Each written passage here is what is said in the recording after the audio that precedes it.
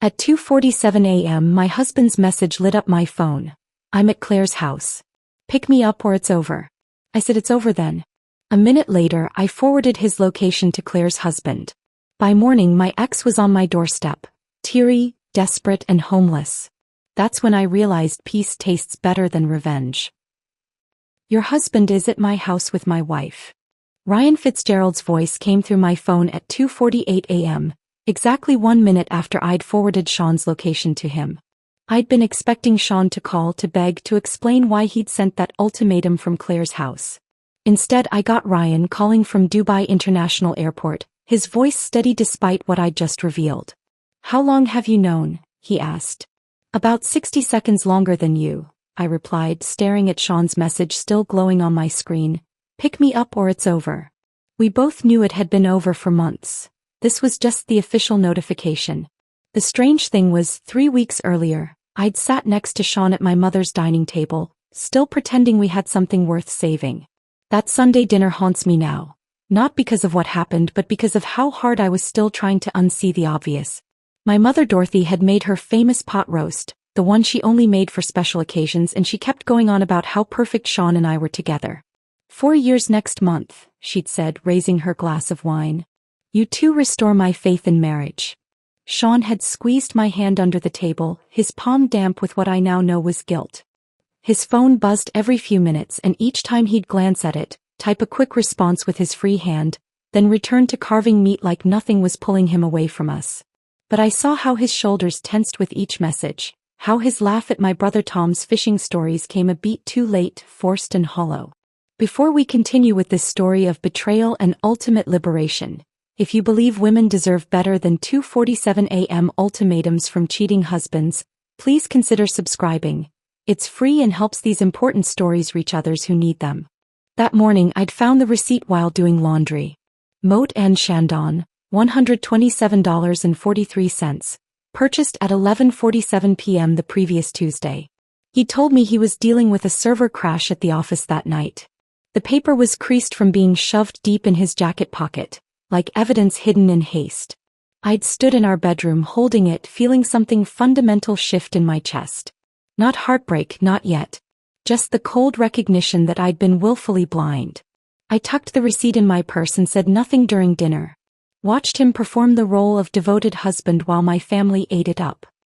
He refilled my wine glass without being asked, told the story about how we'd met at that gallery opening 5 years ago, his hand on my shoulder as he described falling for me instantly.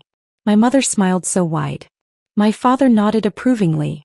Tom's wife Jennifer kept saying we were couple goals. The irony wasn't lost on me. Everyone saw what they wanted to see. Just like I'd been doing for months. The morning routines had become the most telling performances. Sean still made coffee for both of us, but now he'd angle his body away while reading texts, the phone tilted so I couldn't see the screen. Our goodbye kisses had devolved into brief brushes of lips, so quick they barely registered as contact. He'd started showering at night instead of mornings, filling our apartment with cologne that seemed too intentional for sleep. "Big presentation tomorrow," he'd say, already heading to the bathroom at 10 p.m. with his phone in hand. I'd lie in bed, listening to the water run longer than any shower needed to be, wondering if he was texting her from behind the locked door. The smell of his body wash would drift out, something new he'd bought, sharper and more expensive than his usual brand. Everything about him was becoming sharper, more expensive, more carefully curated. Just not for me. The company summer picnic had been the moment I should have known. 2 months before that 2:47 a.m. message, we'd all gathered at Green Lake Park for volleyball and barbecue. Ryan Fitzgerald had introduced his wife Claire with such pride, his arm around her waist, calling her my better half without irony. She'd barely made eye contact with me when we shook hands, her smile too bright, too brief.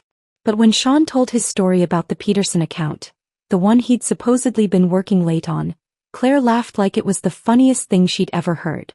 Her hand landed on his arm and stayed there while she pointed out the dessert table. Such a small gesture but intimate in a way that made my stomach drop. Later, during volleyball, I caught them sharing a look across the net. Not a glance, a look. The kind that carries whole conversations, secrets, promises. Sean missed the ball because he was watching her and everyone laughed except me. I stood there in the July sun, sweating through my sundress, finally understanding why he'd been so eager to attend a company picnic he usually complained about. That was the day I started paying attention instead of looking away. Started noting the gym membership charge on our credit card. Not for the gym 3 blocks from our apartment, but one in Fremont, right near Claire's neighborhood. Started tracking how every Peterson account emergency coincided with Ryan's travel schedule. The Thursday night before that Sunday dinner at my mother's, Sean had called at 7 p.m. to say he'd be late again. His voice had that practiced casualness that tried too hard to sound normal. Peterson's being difficult about the quarterly reports, he'd said. Don't wait up. I stood in our kitchen holding the lasagna I'd made, his favorite with the homemade sauce that took 3 hours, and said, okay. That was all. Just okay. Because what else was there to say? I ate alone at our small dining table, scrolling through his social media, discovering he'd liked every one of Claire's posts from the past month. Beach selfies, morning coffee shots, inspirational quotes about following your heart, and life being too short for regrets. Each heart emoji he'd left on her posts felt like a tiny betrayal, a breadcrumb trail leading to an inevitable conclusion. When Ryan called me at 2:48 a.m. from Dubai International Airport, his voice surprisingly calm, I realized we'd both been watching our marriages dissolve from different continents. Him from hotel rooms in the Middle East, me from our half-empty bed in Seattle. I just bought a ticket home, he said after our initial exchange. I've been collecting evidence for weeks.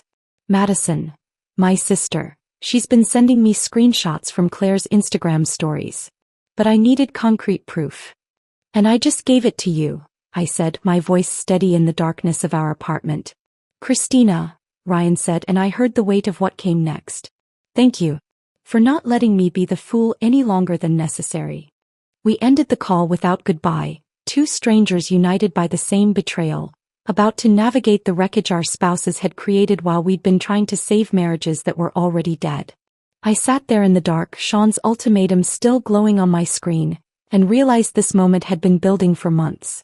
Every receipt, every shifted phone screen, every late-night shower had been leading here, to 2:47 a.m. on a random Wednesday, when the pretense finally ended and the truth demanded its due. The credit card statement arrived the following Monday as it always did, tucked between grocery store circulars and a water bill. I almost missed it, would have missed it if I hadn't been looking for answers after Ryan's call. My hands were steady as I opened the envelope, but what I found inside made them shake.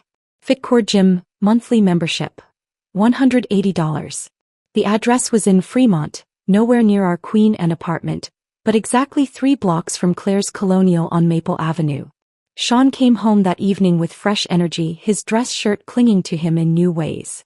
His shoulders had broadened, his waist had trimmed. I'd noticed the changes but attributed them to stress, maybe cutting back on beer. Now I understood the 5 a.m. alarms, the gym bag that lived in his car, the protein shakes appearing in our refrigerator. Maybe we should start working out together, I said casually, folding the credit card statement and placing it on the counter where he'd see it.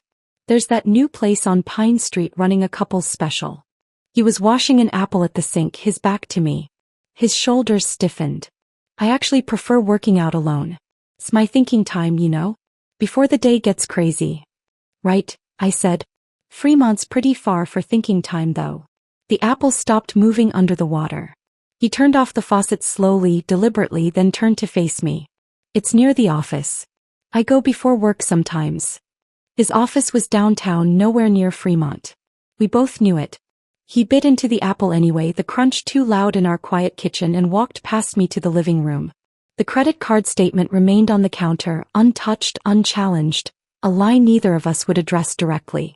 2 weeks later, my sister Linda's wedding arrived like a test I was destined to fail. The invitation had been on our refrigerator for months. The Fairmont Hotel downtown, a black tie evening affair. I'd bought a new dress, navy blue with subtle beading. Sean had promised we'd make a weekend of it, maybe stay at the hotel, have brunch the next morning like we used to when we were dating. About the hotel, he said that morning, adjusting his tie in our bedroom mirror. I checked the rates. It's $300 a night. We should probably just drive home after. Linda's wedding is once in a lifetime, I said, already knowing where this was going. We'll stay for the ceremony and dinner. But I've got that early meeting Monday, need to prep Sunday. His reflection wouldn't meet my eyes. At the reception, I watched Linda and her new husband, Michael, dance to their first song. Sean stood beside me, his hand on my lower back in that performative way he'd perfected. My cousin Beth approached during the salad course, her voice gentle with concern I didn't want to acknowledge. "Everything okay with you too?" she asked while Sean was at the bar. "He seems distracted." "Work's been demanding," I said, the excuse automatic now. She nodded, but her eyes said she wasn't buying it. "If you ever need to talk." Sean returned with our drinks just as the main course arrived. His phone buzzed. He glanced at it, frowned, then stood. "I need to take this. Peterson's having another crisis." He walked toward the lobby, phone already at his ear. I watched him go, noting how he ran his hand through his hair as he talked, a gesture he only made when he was nervous. 10 minutes passed. 15. Our food grew cold. When he returned, his hair was slightly messed, his shirt untucked on one side. "Peterson okay?" I asked. "Yeah, just needed to talk through some numbers." He sat down, immediately checking his phone again. 2 more times during the reception he stepped out for urgent calls, each time returning with some small detail out of place. His collar adjusted differently, a faint smell of perfume that wasn't mine, his wedding ring turned slightly on his finger as if it had been removed and hastily replaced. During Linda's bouquet toss, while all the single women gathered on the dance floor, Beth stood beside me at our table. "Sean's been gone a while," she observed. "He'd left for his third call 20 minutes ago." Through the ballroom windows I could see him in the lobby, pacing while on his phone, gesturing with his free hand. Not the movements of someone discussing spreadsheets. "Christina," Beth said softly, "you deserve better than whatever this is." I wanted to tell her she was wrong, that she didn't understand the pressure Sean was under, that work really was demanding. But the words wouldn't come. Instead, I watched my husband through the glass, wondering who was on the other end of that call, who was worth missing my sister's wedding for. The next Thursday, book club ran short. We'd read a thriller about a woman who discovers her husband's double life, and the discussion had been uncomfortably pointed, with too many sympathetic glances in my direction. I left early, claiming a headache, and drove home in silence. Our apartment windows were glowing when I pulled up, which was odd since Sean had texted earlier about working late again. I climbed the stairs quietly, my key sliding into the lock without sound. The door opened to reveal Sean on the couch with his laptop, video chatting with someone. The screen faced away from me, but I could hear a woman's laugh. Bright, familiar. The moment he saw me, he slammed the laptop shut so hard I thought he might have cracked the screen. "You're home early," he said, standing too quickly. "Book club ended early." I set my purse down, noticing things I'd missed in my rush to enter. 2 wine glasses on the coffee table, though one had been hastily moved behind a stack of magazines. A candle burning on the mantel, not one of ours, something expensive that smelled like jasmine and vanilla. The throw pillows rearranged on the couch, creating a cozier space than our usual setup. "Who were you talking to?" "Derek," he said without hesitation. "He's planning something for your birthday. Wanted my input on restaurants." My birthday was 4 months away. Derek had never planned anything for it in the 5 years we'd all known each other. But Sean's explanation came out in a rush, words tumbling over each other about surprise parties and keeping secrets and wanting to make it special this year. The candle flickered between us, its unfamiliar scent filling our apartment. I walked to the kitchen, noting the wine bottle on the counter. A Pinot Noir we didn't have this morning. 2 glasses used, one hastily rinsed and placed in the drying rack. "Derek drinks beer," I said quietly. "He's trying to be more sophisticated," Sean replied, but his voice had gone flat. The next morning I found the candle in our bathroom trash, wrapped in newspaper like evidence being disposed of. The wine glasses were in the dishwasher, run overnight as if that could wash away whatever had happened in our home while I was discussing fictional betrayals at book club. 3 days after that came Ryan's goodbye party at the office. Claire organized it, of course, printing photos of Ryan's various project successes, arranging catering from his favorite Thai restaurant.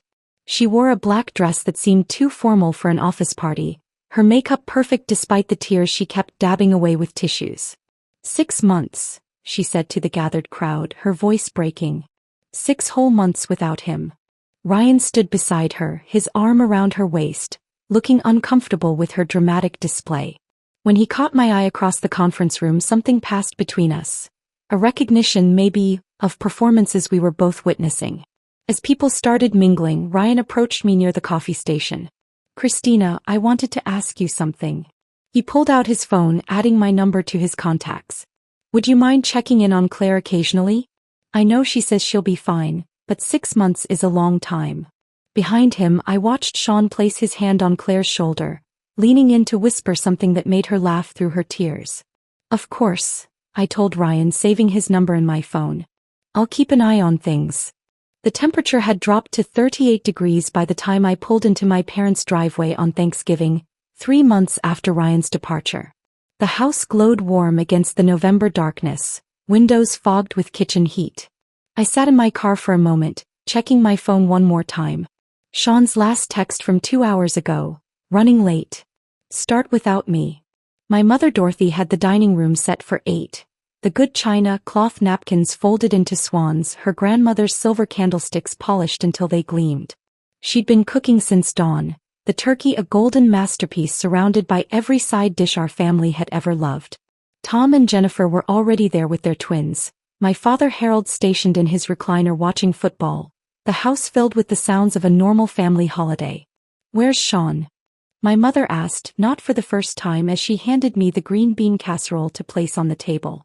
"He'll be here soon. Work emergency." The lie came so easily now. By 6 p.m. we couldn't wait any longer. The twins were getting restless, and the turkey was starting to dry out despite my mother's careful tenting with foil. We sat down, Sean's empty chair screaming his absence. My father said grace, his voice carrying that particular tone of disappointment he'd perfected during my teenage years. At 7:15 my phone buzzed. Claire's car broke down. Helping her get to a mechanic. "Don't wait up." I read it twice, then set my phone face down on the table. Of course. Claire's car. On Thanksgiving.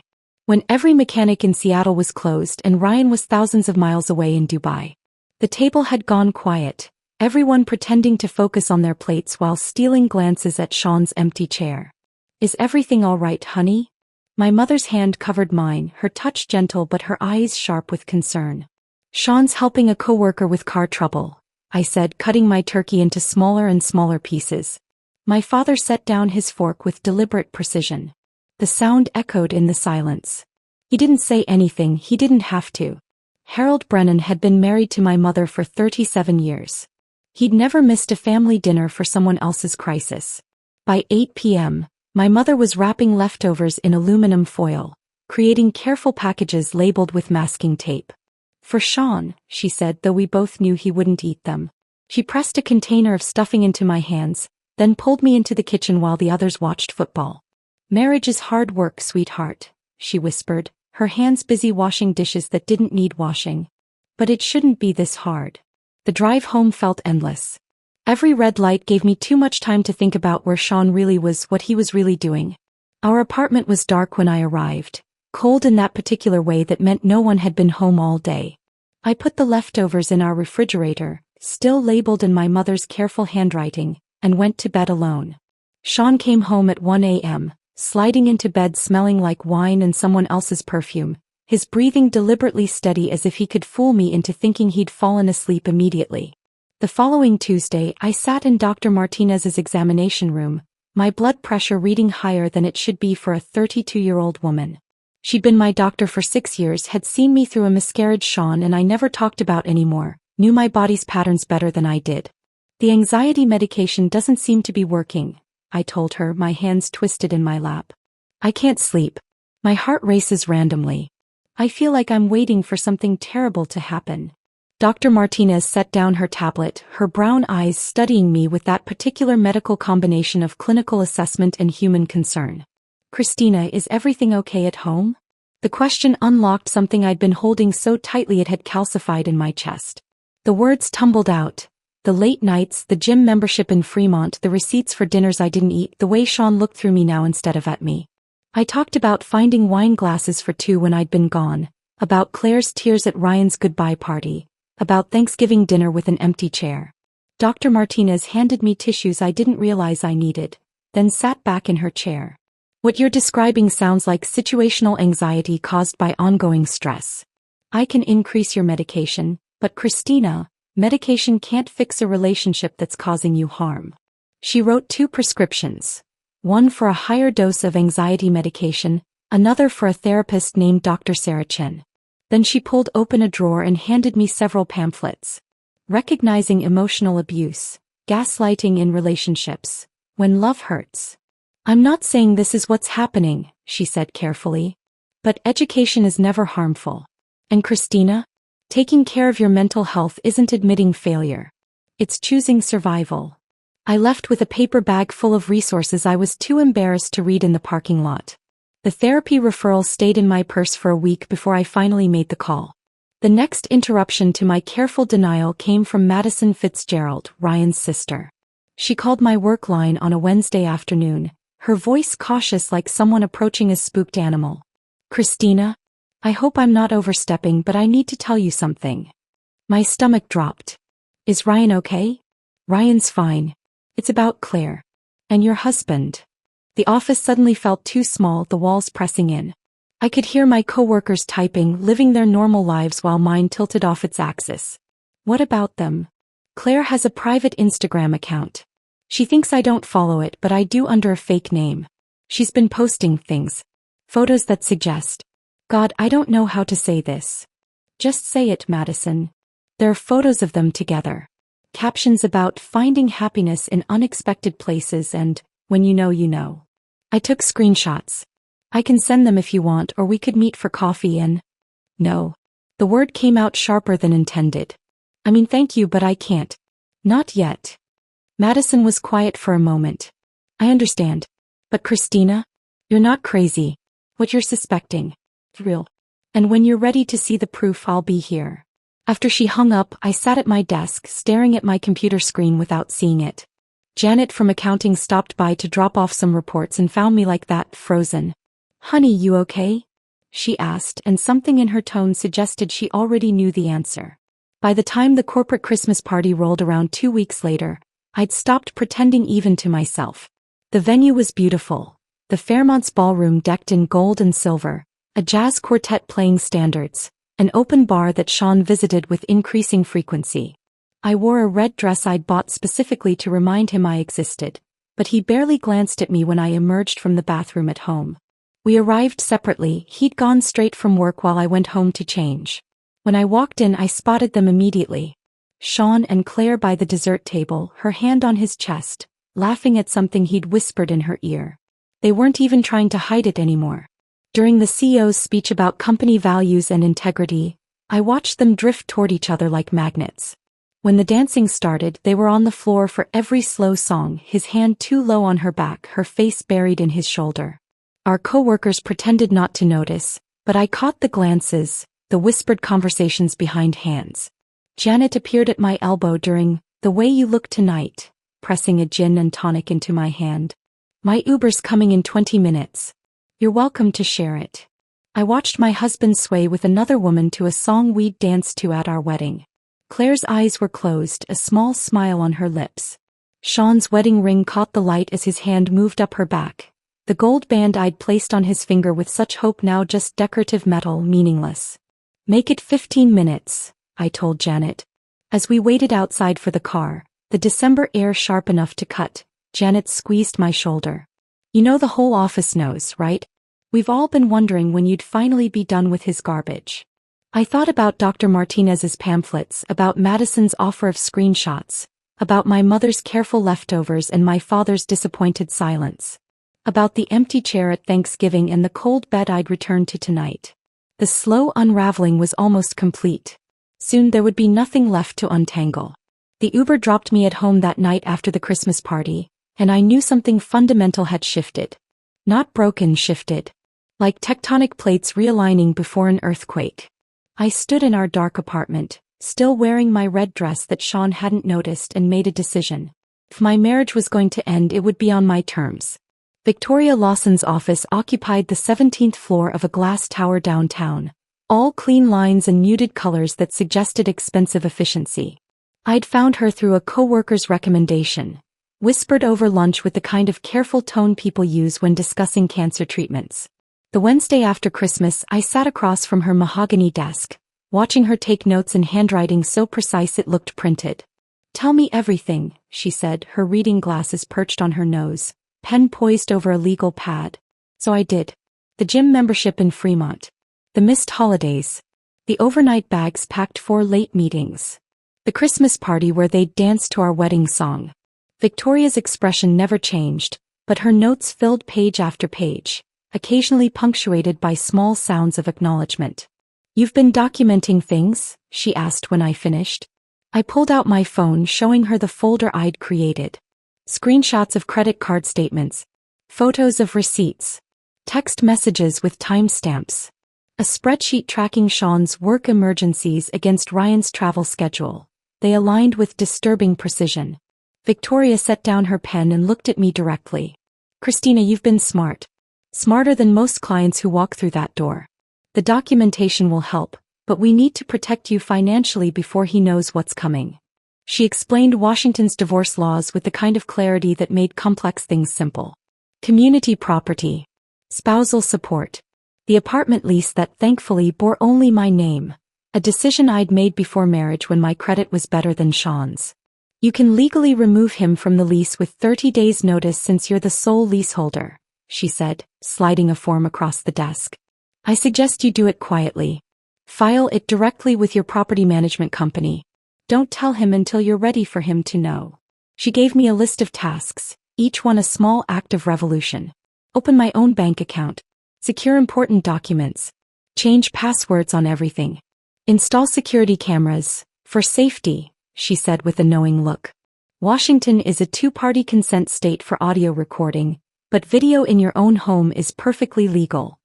I left her office with a folder full of information and something I hadn't felt in months: control. The elevator ride down felt like descent into battle, but I was finally armed. The next morning I walked into Chase Bank. Not our usual Bank of America where Sean might know the tellers. The location in Ballard was far enough from our usual routes that I wouldn't run into anyone familiar. The new accounts specialist, a young woman named Amy with kind eyes and discreet professionalism, didn't ask why I needed an individual account when I mentioned being married.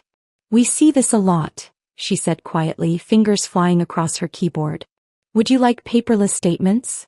"Yes. Everything electronic." She helped me transfer exactly half our joint savings, $12,000 that represented years of careful budgeting, vacation funds we'd never use, the start of a down payment for a house I'd never buy with Sean. The debit card would arrive in 7 to 10 business days at my office address.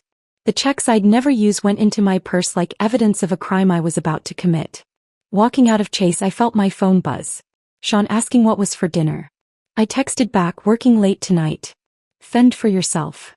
The lie came easily, probably because I'd learned from the best. I stopped at a small cafe in Ballard, ordering chamomile tea with hands that shook slightly as I handed over my new debit card for the first time. The transaction went through. Such a small thing, but it felt like the first breath after being underwater. The security cameras arrived via Amazon 2 days later, during Sean's morning workout in Fremont. The package was heavier than expected. 4 cameras, a central hub, cables that would need hiding.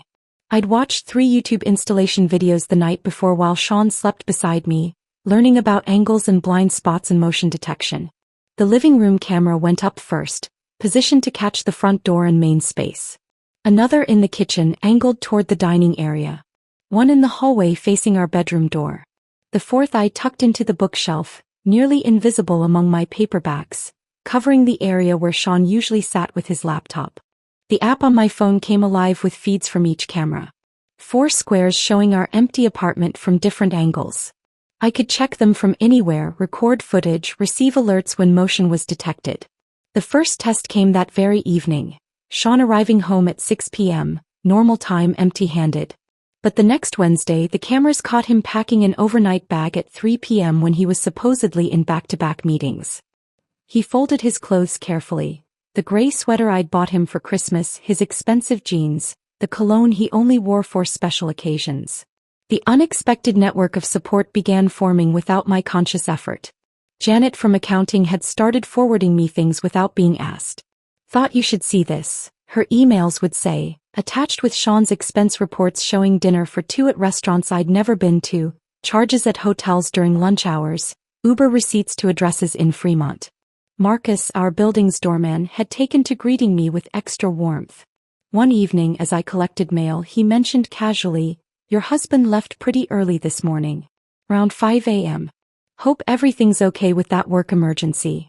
There had been no work emergency. Sean had told me he was going to the gym. "Thanks, Marcus," I said, understanding the gift he was giving me. These tech companies always something urgent. Even Patricia from the coffee shop downstairs had noticed. She'd been making my morning latte for 2 years, knew I liked an extra shot on Mondays, remembered my name without asking. The day after I'd installed the cameras, she handed me my coffee and held my gaze. "You okay, honey? You seem different lately." "Stressed. Just work stuff," I said automatically. She nodded slowly. "That husband of yours used to come in every morning, you know. Haven't seen him in months. Now he gets coffee at that place in Fremont, according to his Instagram." She pulled out her phone, showing me Sean's public profile I'd stopped checking. There he was, tagged at Lighthouse Coffee in Fremont, posted by someone with the username Claire_47. "Men," Patricia said, shaking her head. "They think they're so clever." By New Year's Eve, 2 days away, I had a filing system. Bank statements in one folder. Screenshots in another. Camera footage backed up to the cloud. Written timeline of events that Victoria had suggested I maintain. Contact information for 3 divorce attorneys besides Victoria just in case. The business card for Dr. Sarah Chin, the therapist Dr. Martinez had recommended, finally pulled from my purse and pinned to my bulletin board. Each piece of evidence was another brick in the wall I was building between my old life and whatever came next. Sean had no idea that while he was constructing his affair, I was constructing my exit. He still kissed my forehead each morning, that distracted, obligatory touch. Still said "love you" when he left, the words hollow as an echo. Still came home smelling like jasmine and vanilla, Claire's perfume now as familiar as his cologne. But I was no longer the woman waiting with cold lasagna, hoping for explanations. I was the woman with cameras recording his lies, bank accounts he didn't know about, and a lawyer on speed dial. The war hadn't been declared yet, but I was ready. Every document filed, every dollar secured, every ally identified, they were all weapons waiting to be deployed. The apartment felt different now, even though nothing visible had changed. It was no longer our space but my surveillance zone. Each room held secrets. The hidden cameras, the lawyer's card in my jewelry box, the new bank statements arriving only to my email. I moved through our home like a spy in enemy territory, gathering intelligence for a confrontation that felt inevitable as sunrise. New Year's Eve arrived with the kind of bitter cold that makes Seattle huddle indoors. Sean had left for Derek's party around 9, kissing my forehead with those dry lips that felt like a stranger's touch. Derek was in Tahoe with his girlfriend. I knew because he'd posted Instagram stories all day. But I said nothing, just watched Sean adjust his collar in the hallway mirror, spraying on cologne like armor against his conscience. The apartment fell silent after he left. I poured myself a glass of the Malbec we'd been saving for a special occasion, realizing this qualified. Midnight came and went with no text from my husband, no champagne kiss, no promises for a better year ahead. The city celebrated below my window while I sat in darkness, the only light coming from my laptop screen. Our wedding photos lived in a digital folder titled Forever. Such naive optimism in that naming. I opened it at 12:47 a.m., the photos loading like evidence at a trial. There we were, 5 years younger, stupid with hope. Sean's eyes actually focused on me then, his smile reaching all the way to the corners. I looked radiant in white lace, believing I'd found my person. Delete. The beach ceremony shot vanished. Delete. Our first dance disappeared. Delete. The cake cutting, his mother crying, my father's proud smile. All of it erased with clinical precision. Each photo removed felt like surgery without anesthetic, necessary but brutal. By 1:30 a.m. the folder was empty. 5 years compressed into nothing, leaving only blank space where memories used to live. I moved to the living room, unable to face our bedroom where Sean's pillow lay untouched, that void on his side of the bed that had become permanent geography. The security camera app showed the empty apartment from 4 angles, timestamp running in the corner like a countdown to something I couldn't name. The coffee maker beckoned. Sleep was a fantasy now anyway. The coffee was too strong, bitter enough to make my eyes water. but I drank it black while scrolling through my phone. Sean's location showed him at Claire's house. Not Derek's party. Not some club downtown. Claire's Colonial on Maple Avenue, where Ryan's photos still decorated the walls, where his baby's nursery waited empty for his return. At 2:15 a.m., I opened my laptop again and pulled up the document I'd been maintaining for Victoria. The timeline of Sean's deception, each entry dated and detailed. The latest entry, January 1st, 12 a.m. Sean claims to be at Derek's party. Derek is in Tahoe. Sean's location shows Maple Avenue, Fremont. I was adding this note when my phone exploded with the emergency notification at 2:47 a.m. The sound ripped through the apartment silence, that specific tone Sean had programmed for himself, the one meant for true emergencies. My hands were perfectly steady as I read his message. I'm at Claire's house. Pick me up or it's over. The ultimatum sat there on my screen, pulsing with entitlement. He wanted me to drive across the city at 2:47 a.m. to retrieve him from his affair, like I was some kind of ride service for his infidelity. The audacity was almost impressive. I read it 3 times, each reading solidifying something that had been liquid in my chest for months. This was it. The moment everything crystallized into perfect, sharp clarity. My fingers moved across the keyboard without trembling. It's over then.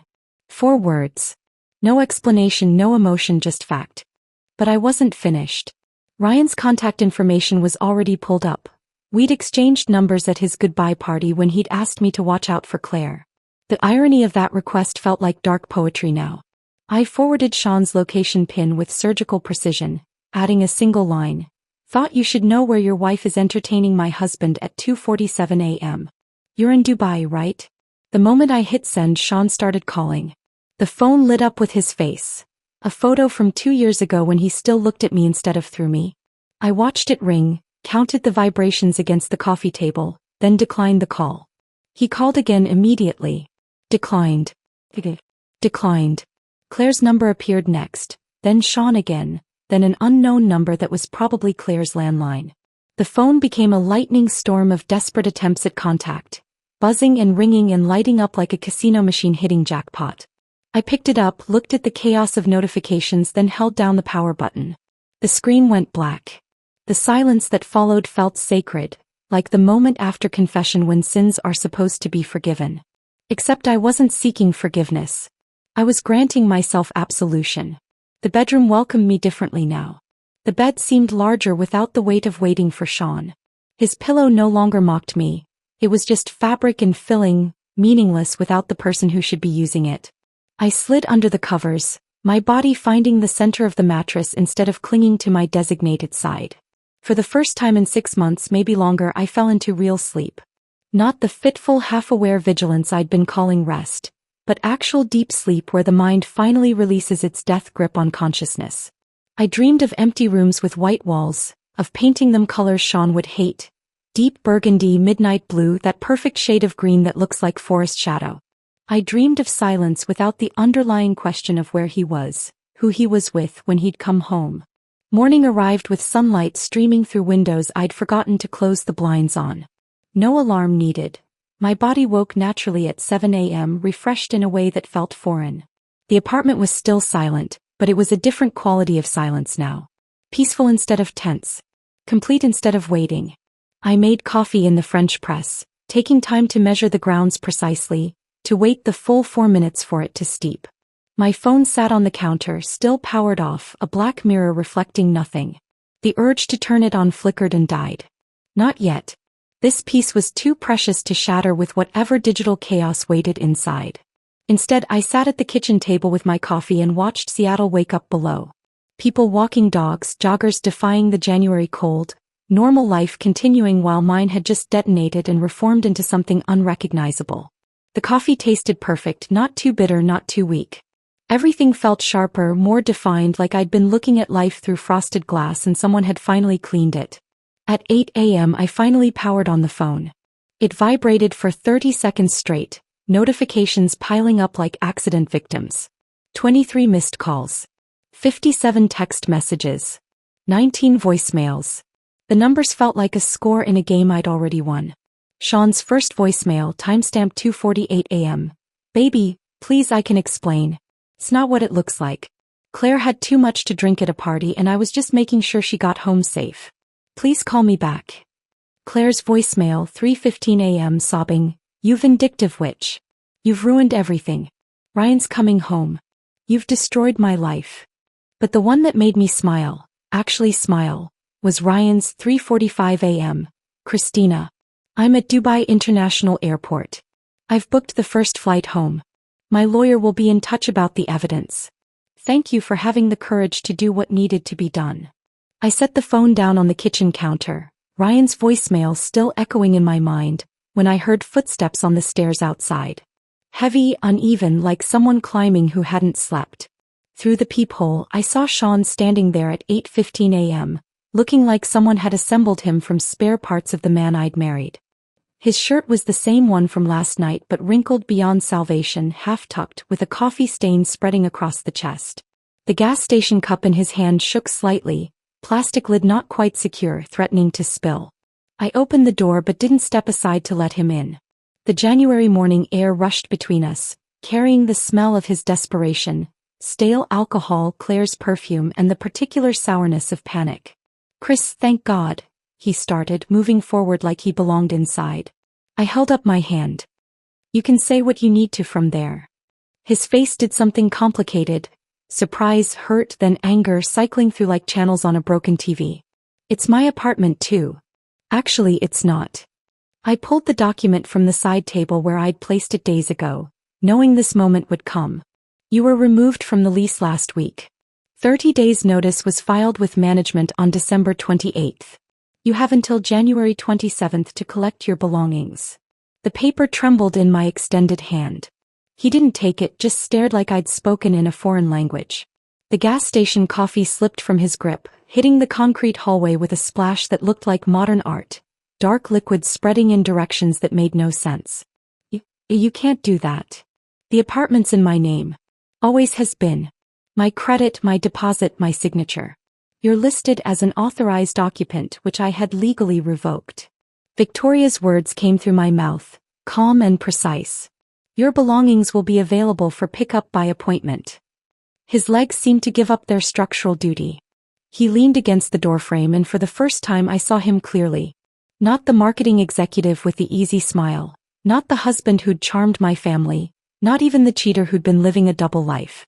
Just a 34-year-old man who'd gambled everything and lost.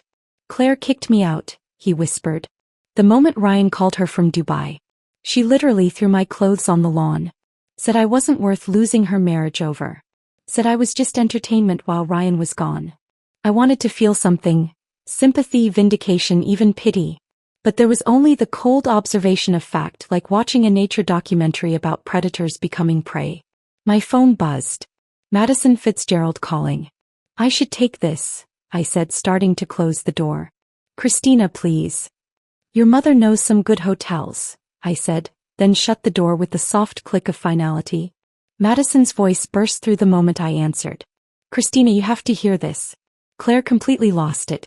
She's been throwing Sean's stuff on the lawn for the past hour. The neighbors called the cops thinking it was a domestic dispute. Through my window I could see Sean still standing in the hallway, staring at the closed door like it might magically open." Madison continued, her words tumbling over each other with the breathless quality of someone witnessing a car crash in slow motion. "Claire's been playing both sides this whole time. She never intended to leave Ryan, she just wanted attention while he was traveling. She literally called Sean a placeholder in front of the police. Said he was convenient but replaceable. The irony was so perfect it felt scripted. Sean had destroyed our marriage for someone who viewed him as temporary entertainment, a warm body to fill empty space. He'd been having an affair with someone who was also having an affair with him. The best part," Madison said, and I could hear the vindictive satisfaction in her voice, "is that Ryan's already contacted a divorce attorney from the airport. Claire's about to lose everything.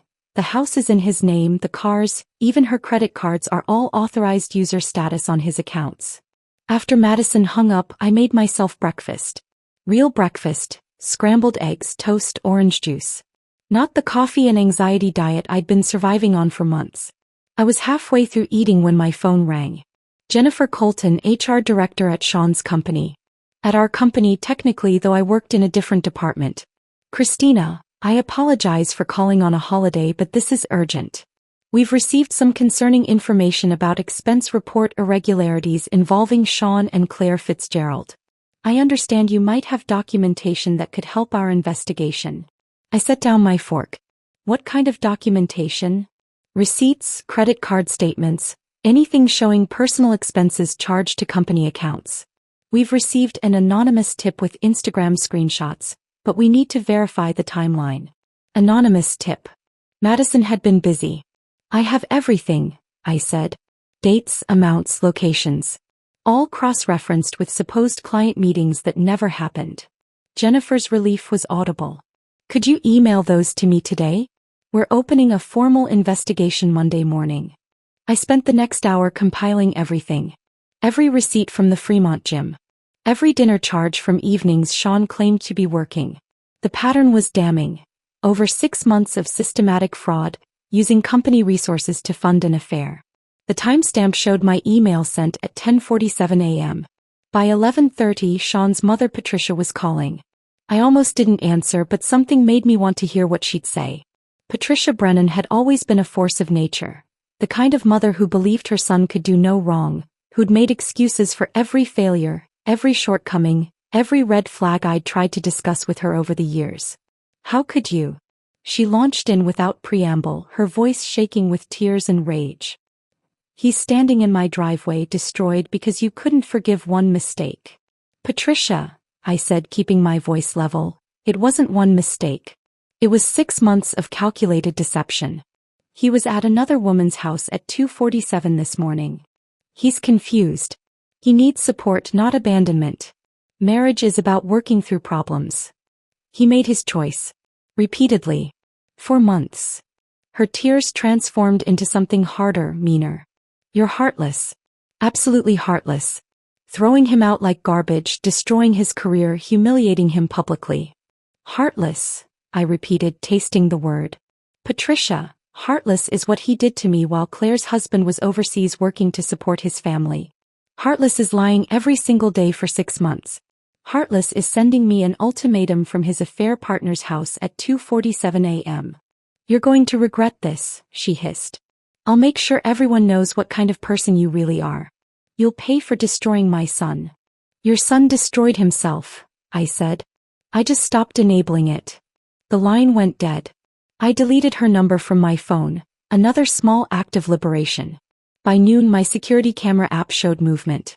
Sean had returned with Derek and a rental van, loading boxes I'd packed and left in the building's mailroom as Victoria had suggested. He moved like an old man, shoulders curved inward, that confident posture I'd once found attractive now completely dissolved. Derek kept trying to talk to him, but Sean just shook his head, loading box after box of the life he'd gambled away. The camera caught him looking up at our window once, just standing there in the parking lot, holding a box labeled Wedding Albums. I watched him through the electronic eye of the camera, feeling nothing but the distant observation of a chapter closing. Derek had just driven away with the last box when Victoria called. The court date is set. February 15th, 9 a.m. Bring everything we've discussed. Her voice carried that particular satisfaction of a lawyer who knew she'd already won. The 6 weeks between that call and the courthouse felt like watching a slow-motion avalanche from a safe distance.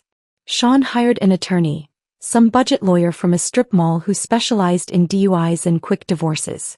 I knew because Jennifer from accounting, who'd become an unexpected ally, mentioned seeing Sean in the parking lot of Affordable Legal Solutions, looking like he'd aged 5 years in 5 weeks. February 15th arrived gray and drizzling, Seattle's sky matching the gravity of the occasion. Victoria met me outside the courthouse, her navy suit impeccable, her briefcase containing enough evidence to bury Sean twice over. She'd organized everything into labeled folders: financial records, credit card statements, the Instagram screenshots Madison had provided, even the security camera footage of Sean packing overnight bags for his late meetings. His attorney tried to argue for spousal support, Victoria mentioned as we climbed the courthouse steps. I laughed. Actually laughed. Then I sent him the fraud documentation. The courtroom was smaller than I'd expected, more office than theater. Sean sat at the opposite table, wearing the same suit he'd worn to our wedding, I recognized the tiny wine stain on the sleeve from when my Uncle Robert had gotten enthusiastic during his toast. His attorney, a nervous-looking man named Gary something, shuffled papers like he was looking for a miracle between the pages.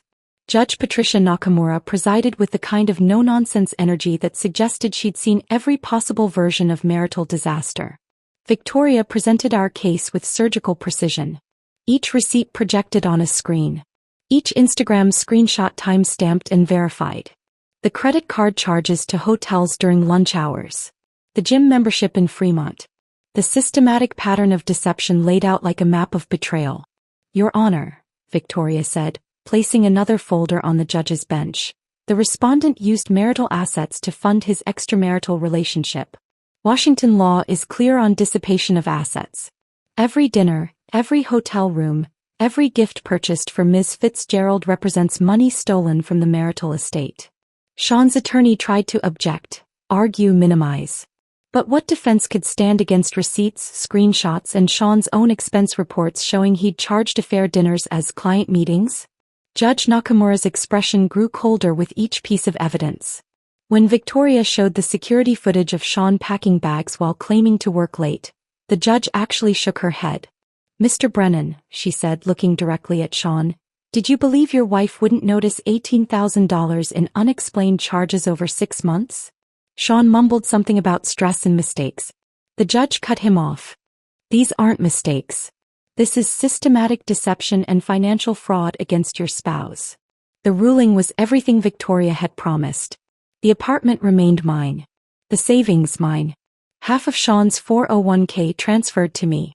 He kept his personal debt, including the credit cards he'd hidden, the ones he'd used for hotel rooms and weekend trips with Claire. The judge even ordered him to pay my attorney fees. Another $8,000 he didn't have. Petition for dissolution granted, Judge Nakamura announced. This marriage is dissolved.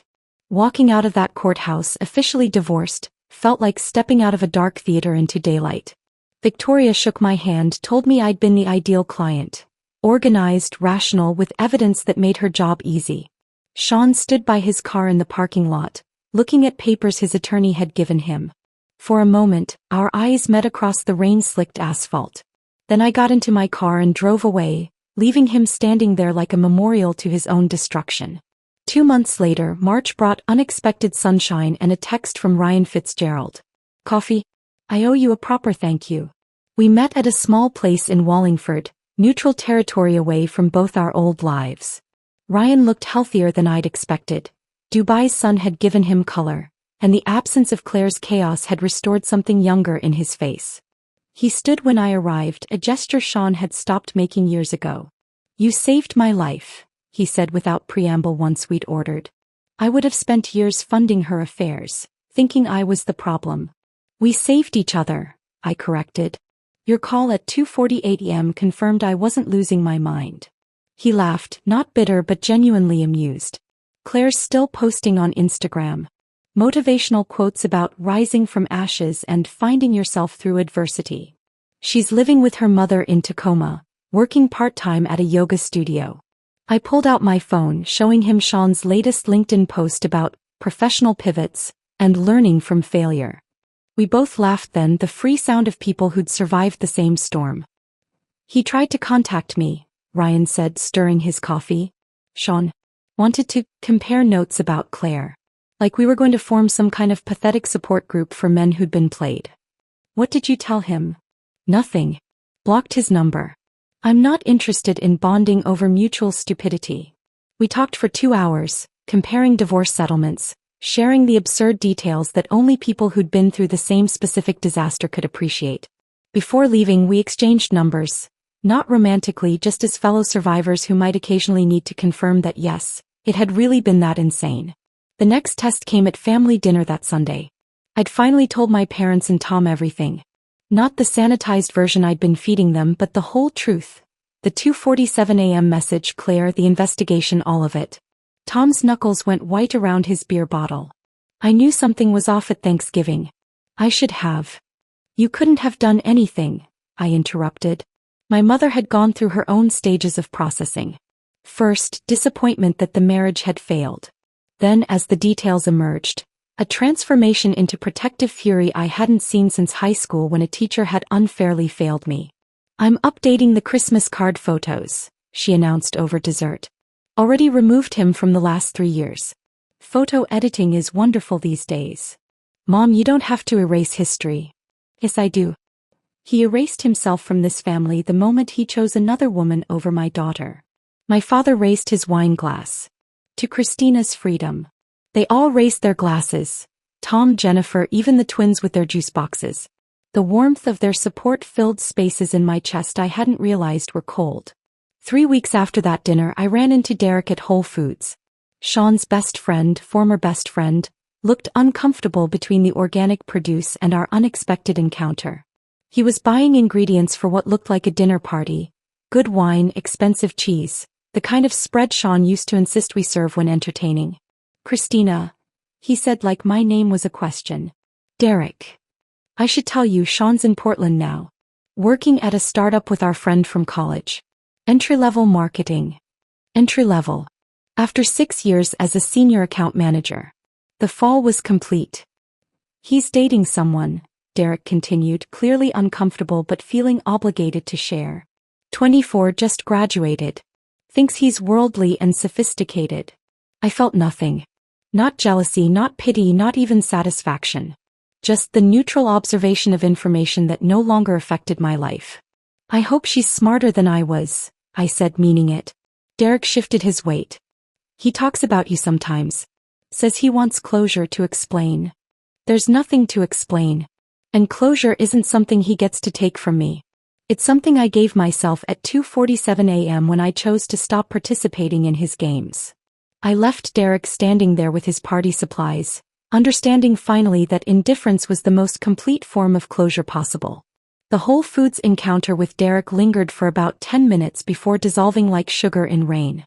I finished my shopping, bought myself flowers, yellow tulips that had nothing to do with anyone but me, and drove home to the apartment that had become my sanctuary. The May afternoon stretched golden through my windows, and I opened them wide to let the city sounds mix with my music. 6 months. 6 months since that 2:47 a.m. message had cracked my life open like an egg, letting something new and unexpected emerge. I'd started taking pottery classes on Thursdays, my hands learning to shape clay into bowls and vases that were imperfect but mine.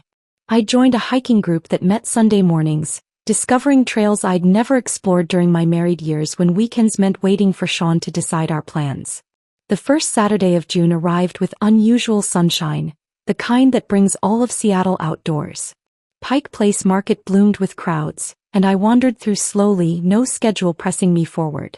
The flower vendors called out prices, their buckets full of peonies and roses. I was examining sunflowers, their faces broad and unapologetic, when I felt that particular shift in air that means someone is staring.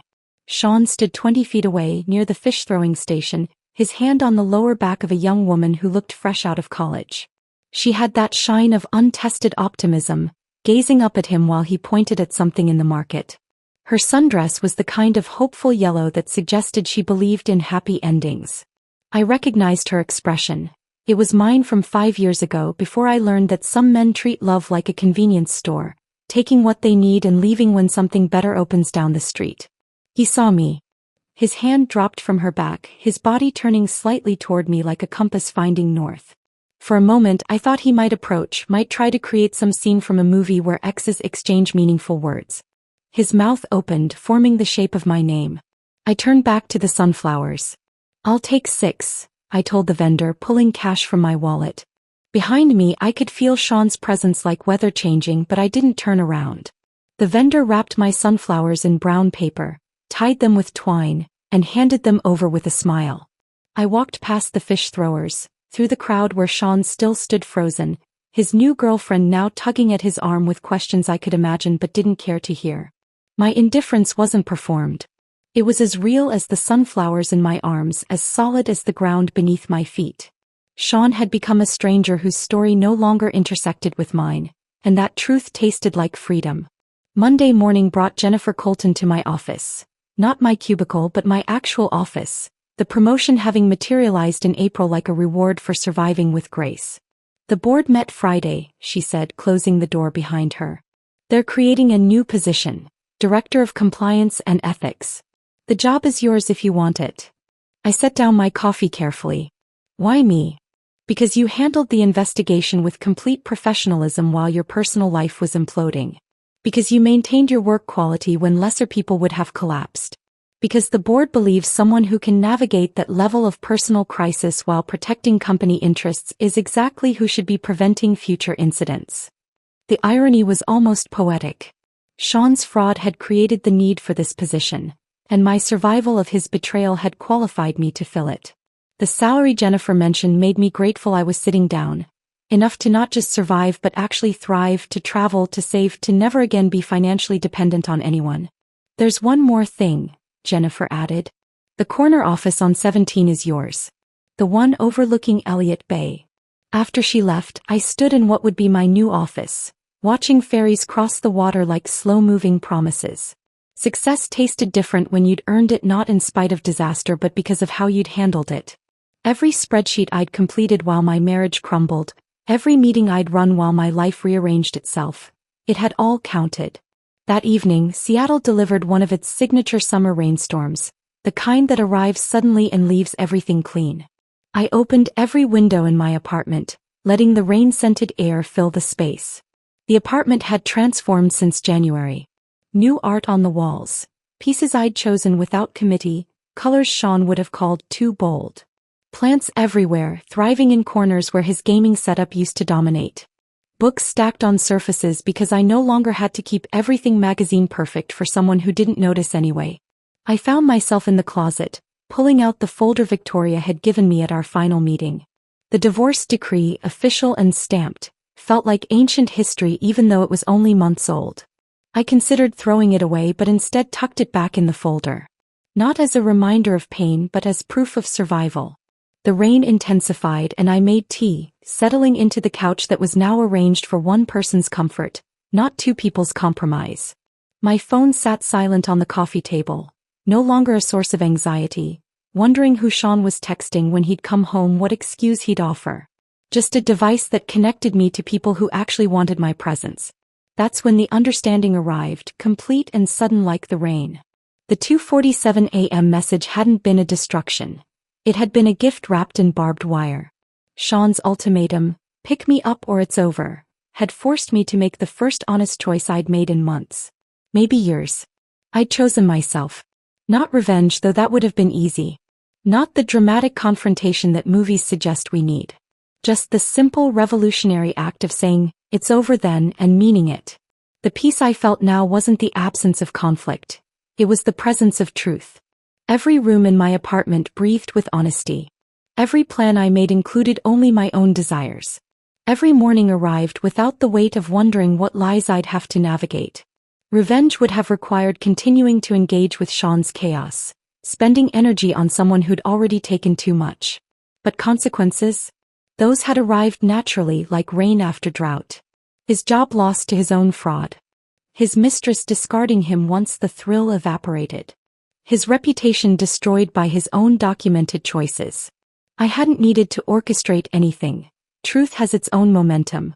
I closed my eyes, listening to the rain against windows, and realized something profound. I would never again wake at 2:47 a.m. to someone else's crisis dressed as my responsibility. That specific time had become sacred in reverse. A moment when I'd chosen peace over drama, silence over chaos, myself over someone who'd already chosen someone else. The young woman with Sean at Pike Place would learn her own lessons in her own time. Derek would eventually stop feeling obligated to provide updates. Ryan and I would exchange occasional texts like veterans of the same war, comparing how much better peace felt than battle. But tonight, in my apartment full of plants and art and silence that felt like music, I understood the final truth. Peace tastes better than revenge because it's permanent. Revenge is a meal you consume once, but peace is a home you inhabit forever. And at 2:47 a.m., when Seattle sleeps and the world holds its breath, I sleep too, deeply, completely, finally free. This story of that 2:47 a.m. message and sweet justice had you on the edge of your seat. Hit that like button right now. My favorite part was when Christina simply replied, "It's over then," and forwarded Sean's location to Ryan in Dubai. What was your favorite moment of revenge? Drop it in the comments below. Don't miss more thrilling stories like this. Subscribe and hit that notification bell so you never miss an upload.